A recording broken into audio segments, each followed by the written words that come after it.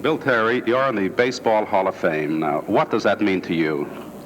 Well, it means quite a bit, Cliff. I recall back a few years ago when they announced that I was elected to the Hall of Fame. I got quite a thrill. I knew that I had been held out on a couple of occasions by some of my good friends in the press, and I was a little surprised, which recalls a remark that was made by one of the newspaper men, which said, well, they were scraping the bottom of the barrel when they picked Bill Terry. I don't know whether he actually meant that or not, though, Cliff, but nevertheless, it was a very happy moment for me and also for my family and friends.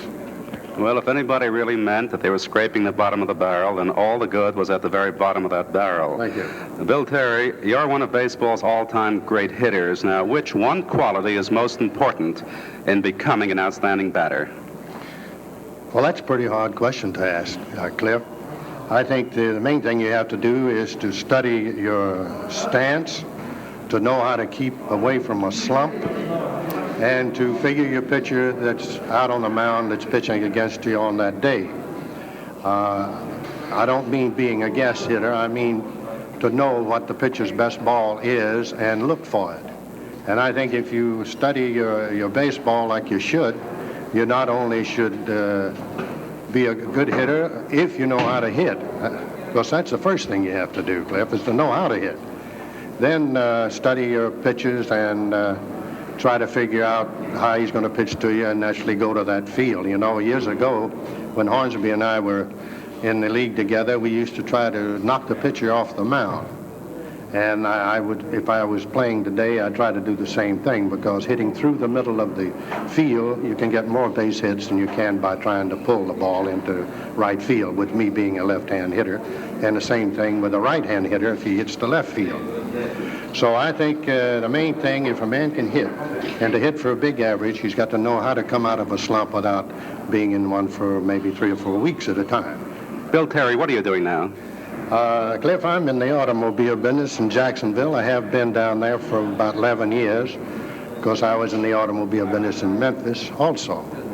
And we bought a couple of dealerships and went into Florida, and we are very happy down there. All of my family is there. I guess you know that remember that I have 3 boys and 1 daughter and a load of grandchildren. Yes, and I also know that you're president of the baseball team in Jacksonville, Florida, the minor league team. Bill Terry, one last question. The Dodgers leaving Brooklyn, do you think that change was good for baseball? Well, no, not unless we can put another team back in New York and get the Dodgers to support it like they used to support the old Robins when Uncle Wilbur was there, you remember. You mentioned the fact that I was president of the Jacksonville Baseball Club, which is true. But I thought maybe you'd be interested, and the people would be interested to know that we sold practically all of our stock in that ball club, except what I had kept for myself, to this great setup in Houston. There's about 5 boys over there that represent millions of dollars that have hopes of coming in either to the National or the American League by 1961. So I thought you'd be interested in that, because they are a wonderful group and it's a wonderful city, and I think it would do a fine job for either the National or American League to have them in that league. Thank you, Bill Terry. It's a real pleasure talking with you. This is Cliff Evans reporting. Now back to Monitor at Radio Central.